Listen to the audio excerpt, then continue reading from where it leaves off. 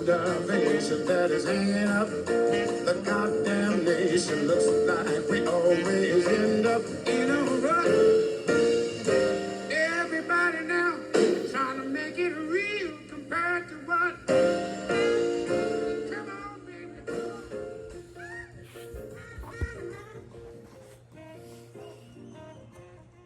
Oh, welcome back in to Ethical Adulthood, a Detroit soundtrack.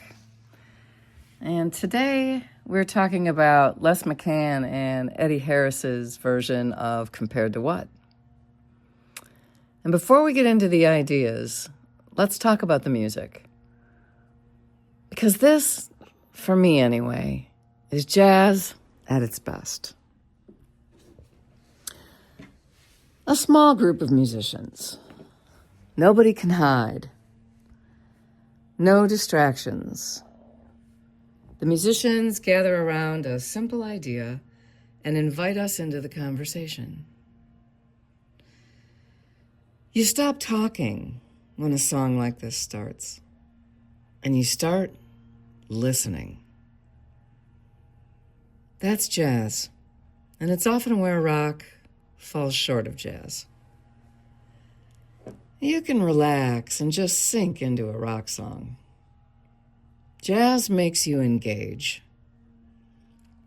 It makes you participate. But first, you have to listen and set down your own baggage. The mind needs to sit down for a minute and allow the music to have its turn to speak.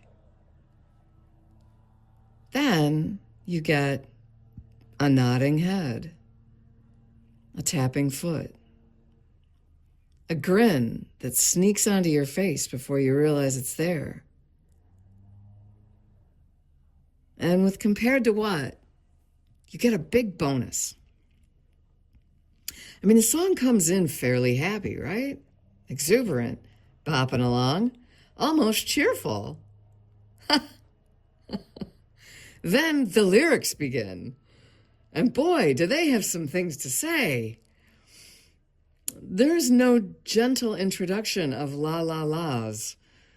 No easing into the subjects of, oh my gosh, slaughterhouses, childhood poverty, politics, war, money, Churches preaching fear instead of love. People who can't get their basic needs met. God damn it. The singer is frustrated. He has had it up to here.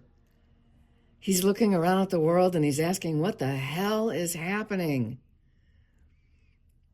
Where's God and where's my money? The horns start to complain. Then they start to argue. Then they start to shout.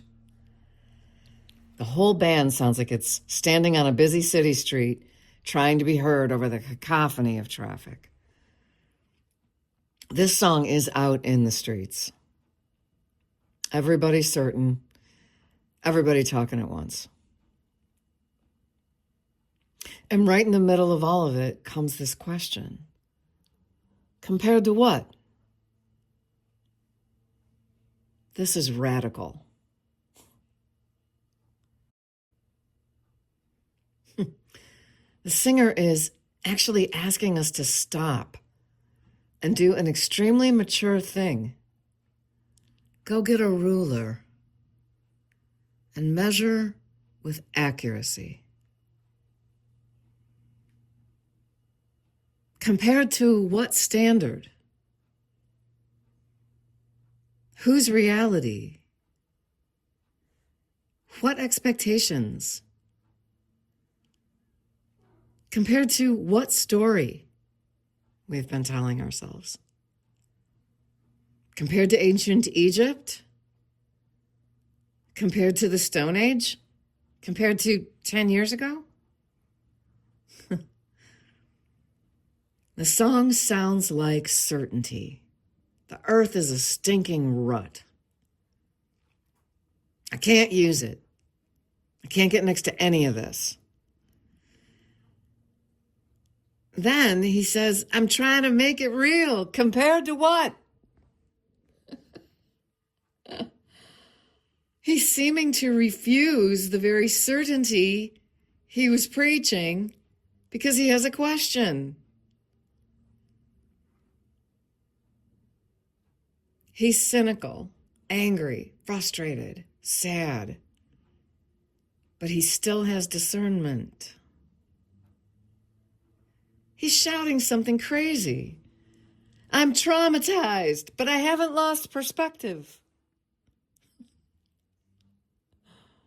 Wow. The truth is, we're always lurching about. Forward, sideways, back. And therefore, reality needs to be measured. We live in a time when everything is described as unprecedented. Everything is catastrophically bad. Everything is proof that civilization is collapsing. And to be fair, some things are genuinely concerning. Some things are genuinely terrible, just like the song says. The song doesn't say be optimistic. No. It says look clearly. That's all. We know enough history to know that we've been frightened before. We've been divided before. We've been malicious before. We've made astonishing mistakes. We will make more. We've been both unfathomably bad and risen up remarkably well. We've ruptured and repaired again and again. And right now, we may indeed be in a stinking rut. But before we surrender to despair, before we decide we're living in the stupidest timeline, before we convince ourselves that everything is uniquely terrible, perhaps we owe ourselves one honest question.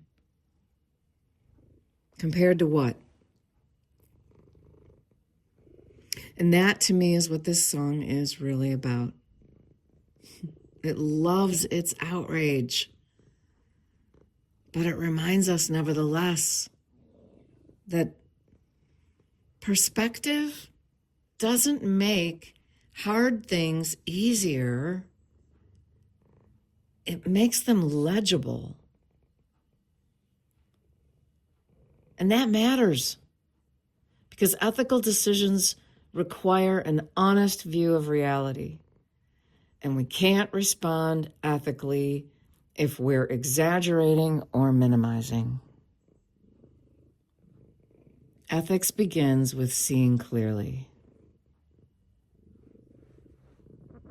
If this episode made you think of somebody or something that seems overwhelming in ways you can't fathom, maybe pause and ask, is it really that bad? Compared to what? Thanks for listening. This is Andrea Fiondo, and I'll see you next time.